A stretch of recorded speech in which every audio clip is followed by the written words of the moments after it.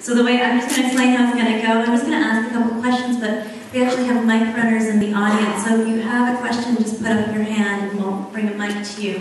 But I'll start us off by a simple question, but also a compliment. I really love how the film starts off as quite also seemingly innocent love story, and it unravels into a very dark place that takes us into these places where love wouldn't assume that love would take us. So can you tell us a little bit about your take on love and this story that you've written? It was intention for the film to start off as, like, you know, very innocent, deep people just seemingly in love, and then eventually, as we watch that, you know, their selfless action was actually hurting another two persons. So that was the intention, because I think that me and Jimmy, the co-director of the film, we tend to like films that are a little bit darker, and it's just our taste in films that we like, films that after you watched it, you leave the cinema and have this kind of heavy weight on you. That's kind of the type of film that we like. So I think this film kind of reflects our taste. You also have these wonderful playful moments, you know, the laundromat worker. And, so if you could also tell us about your choice of style and the diversity of the different range that you have. And yeah, because like we try to treat the four films like sport independent short films in a way, even though the characters and the stories are all intertwined. But stylistically, we wanted to shoot the four different stories in four different styles. So hence, like, the first story was a lot of long takes, which is like we wanted to be as natural as possible, to have the actors do their work and just be like, you know, you're just watching two people just strolling through the city. And the second story was a lot more. There's a lot more fantastical elements in it, because it deals with the girl's fantasy and how she has all these little daydreams of hers. So the third one, it's very repressed in terms of the colors and like the way we shot it. And then the third one is just we added a lot of film noise to the texture of the film, just to make it more raw and more suiting for the story. I'm going to shift gears a little bit, because I think you have a lot of different influences in your history. You come from a famous family with a famous father.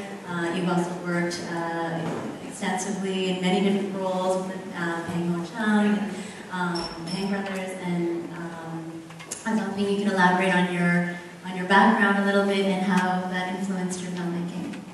It's kind of hard to pinpoint what exactly influenced me. I think actually the biggest influence for me was watching a lot of different movies. I think that's actually the single best education that a filmmaker can have, is to watch as much movie as possible. I mean, Tarantino is the best example. I mean, the guy, before he became the famous director that he was just like a clerk in a video rental shop, right? So, I mean, watching movies has been the biggest influence on me.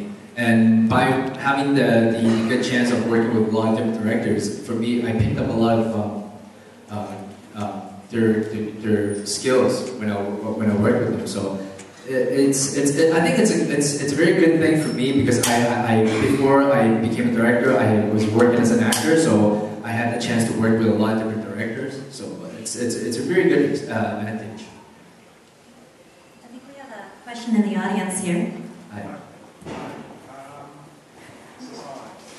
Anyway, the third segment I thought had the tone of Kieslowski.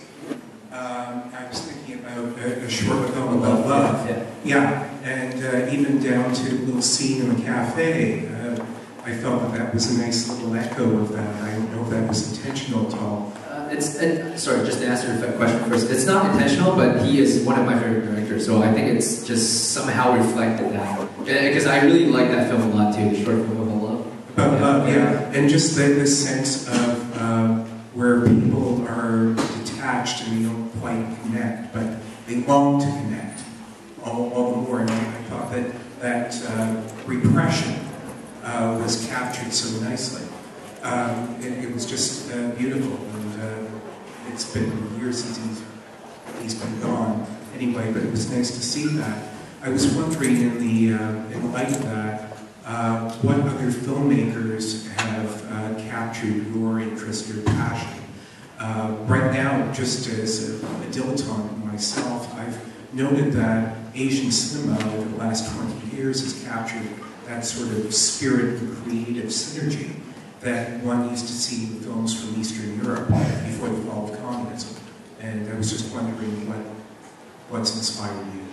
I'm a big, my foremost passion is actually European cinema. So I watch a lot of European cinema. And during my study in Toronto, actually I was at the Cinematheque all the time because they had a lot of good programs on European directors. So that's actually one of my biggest influence. So I think it reflects on my film.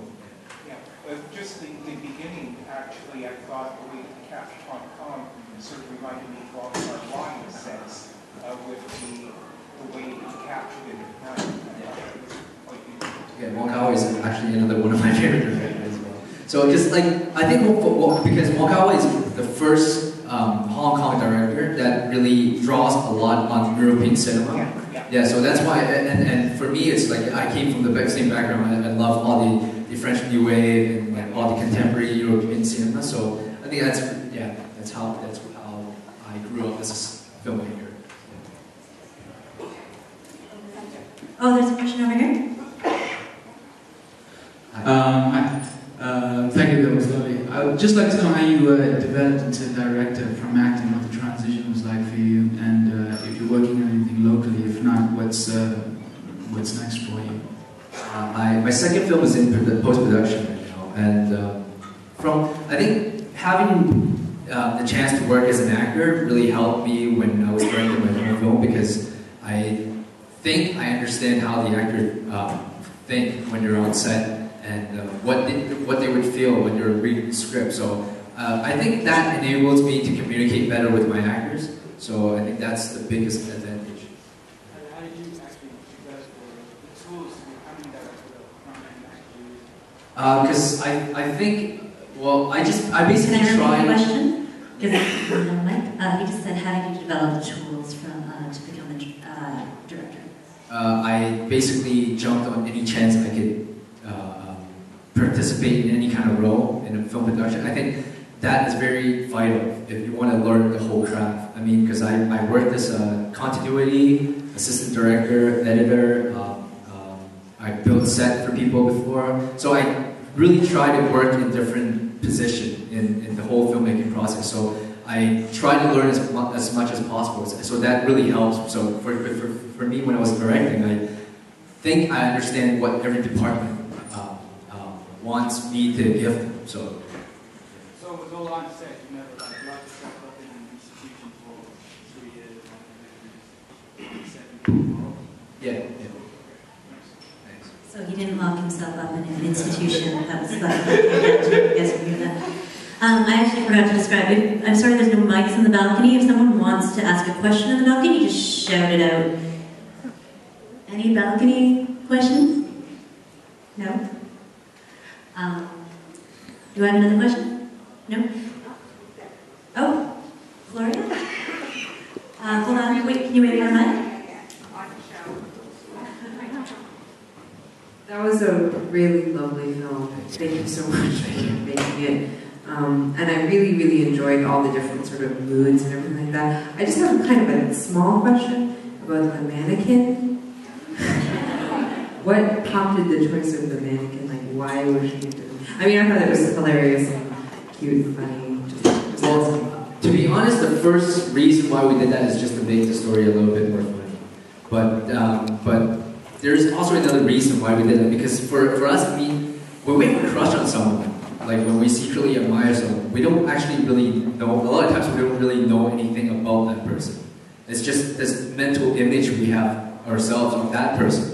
So we thought it would be quite interesting to use a mannequin to sort of express that kind of mental projection that we have of someone we have a crush on. So that's one of the reasons why we have the mannequin. I mean, because if the story we didn't use mannequin, we used Eddie Peng, the actor, to do the role instead, it would be a lot less interesting. So, thank you. I have another question about that you've casted your father as playing like the worst, darkest role. He's a famous guy, he's really funny, you'll love him on screen, and then he's kind of the least desirable character in this role. And how do you convince him to take that on?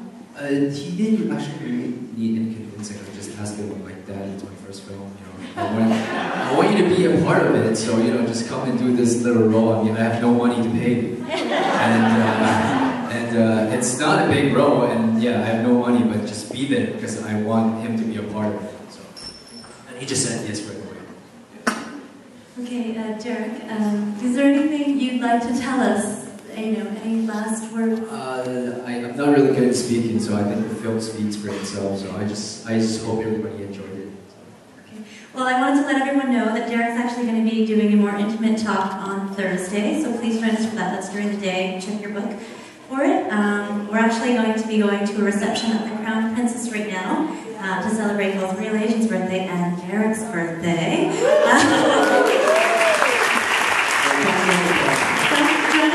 If you exit out the south doors, there'll be some red balloons. You can just follow your way. It's probably like a 5-10 minute walk, really close.